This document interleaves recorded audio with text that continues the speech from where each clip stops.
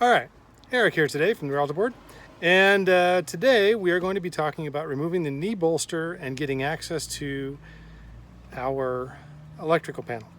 That's where your fuses, your relays, and in the Winnebago where all of the extra coach electronics and their harnesses come into down here underneath this knee bolster, which I've been told is a pain in the rear. Well, I've done it a few times, so it's not that big of a deal once you know the secret. Anyway, let's get into it. All right, knee bolster. Today we are going to be using one 13mm socket, which can be either 3/8 or 1/4" drive. Short is better, even though it's tighter in some places. You can use an extension if you need it. And a pick tool, either curved or straight. Either one works just fine. First step, there are two fairly well hidden, I've made them a little more obvious for this demonstration, pins that actually are expansion plugs, and you push those through, they're going to come out below your knee bolster. Hang on to those, they're kind of important. All right, once you've got the two pins plugged, or the two plugs punched out, you can come in from behind and just pull this guy out. Now, the reason we want to push those pins through is because if you don't, this happens. And you'll notice that the expansion plugs that the plug expands into are gone on this one. But we've got an example over here on the bottom one. Only one of the plugs has broken off, and it's high enough in to where it still grabs. If you don't push those all the way through, they break off, and you don't want that. You want this part to be reusable afterwards. You want to be able to press these in so that they can fit into these holes here nice and squarely when you go to put all this back together again. Now, one of them popped out, the other one did not. It's sitting right on the ledge of this bolster right here. You can either wait and grab it when it's out, but I don't like to forget about it. So I like to grab it out while I'm remembering. There's a little ledge back there that it sits on. It's kind of hard to tell with the sun the way it is, but right here, I'll show you that again when we get everything off. Okay, now there are three 13mm bolts that you're dealing with. 1, 2, and back up here, behind this black panel here, I don't know if it can be seen, but there's one more where my finger is, trying to get that plug there. These three come out, and then right about here, there's a cross pin that goes across. So you can take out the one back here, no problem, nothing falls. You can take out one of these, again, nothing falls. And then grab the other one and remove the final one. I've already loosened them, but they're usually not in very tight from the factory.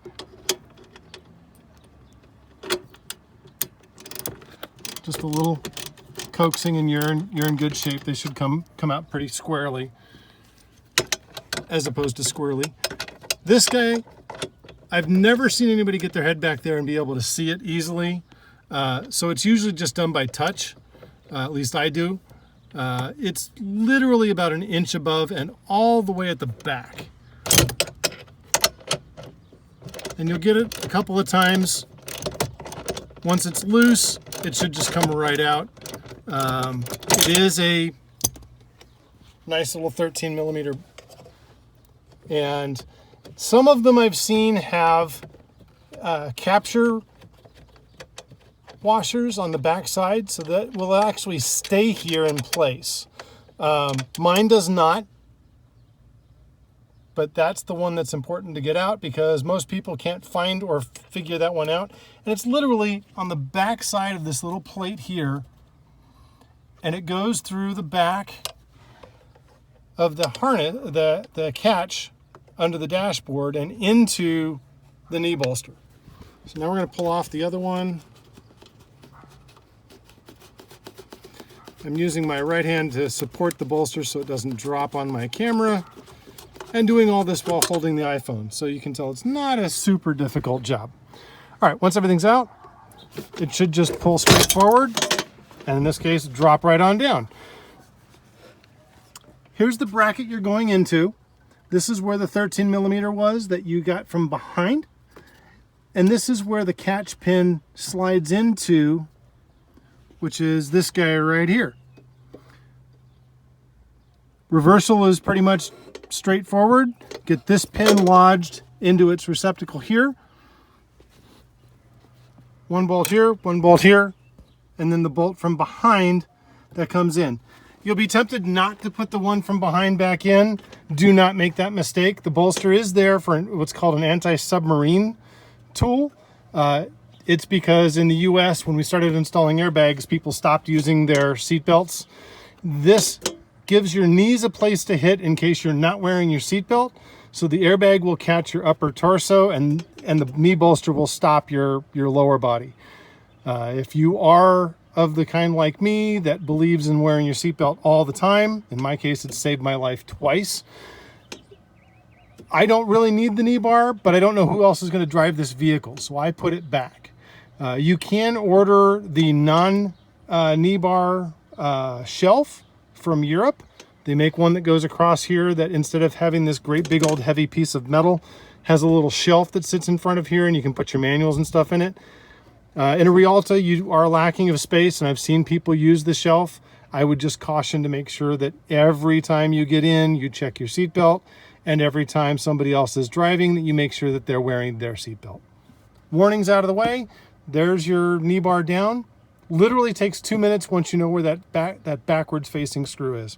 Have a great day. All right. Well, the whole reason you took the knee bar off in the first place was to get here. Well, more importantly, to get behind here. This is the fuse box, and behind here are all your ground connections that are very important, especially for the Rialta, because as people don't think all the time, your power, your electrons actually go from the ground to the positive.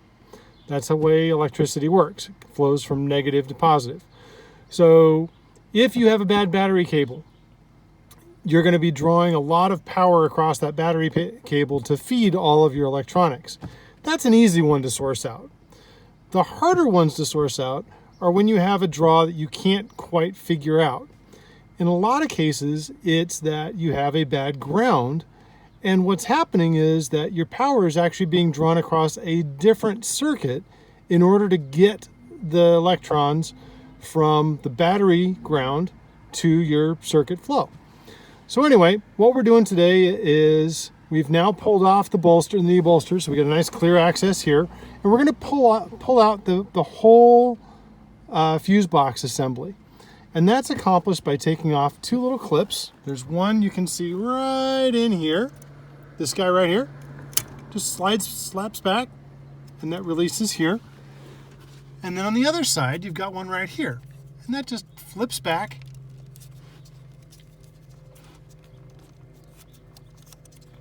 If you're doing it right, and gets out of the way. Now, at this point, there's nothing holding your fuse box in place on the hanger. So what you do is you just go up and forward. All right, and as pointed out, up and forward. Now you have access to everything behind your fuse box. More importantly, all these little sub harnesses all come down. They all have individual connectors. Most of them are unique, so it's kind of easy to pull out one at a time. But now you've got access to the ground at the side. You've got access to disconnect all of the individuals that lead to your door pocket. And in this case, your wasp nest.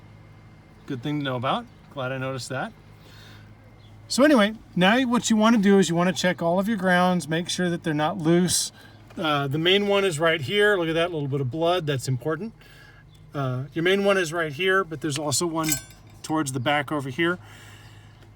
Check all those grounds, make sure they're all good, and then you can start going through, if those aren't apparent, you can start going through and isolating your individual circuits. Anyway, that's pulling the fuse box down. On the Rialta, there's a secondary panel up here that gives you all of your Winnebago circuits that come in. Same thing follows for them. They've got to get their power from ground. So you're looking for ground connections from those guys as well. Anyway, that's the day's job. Putting it back is actually pretty simple. I can do that one-handed as well. You want to lift up, lift everybody up into place.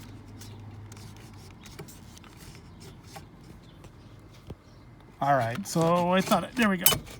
Drop it down onto the hooks. You'll see there's little hooks on either side. Once it's down on the hooks and seated, you can slide your white locks back into place. And you're good to go. Now you can reinstall your knee bolster, reverse of order. You've got the 2 bolts here, the one from up here, and well, there we go. Pretty simple.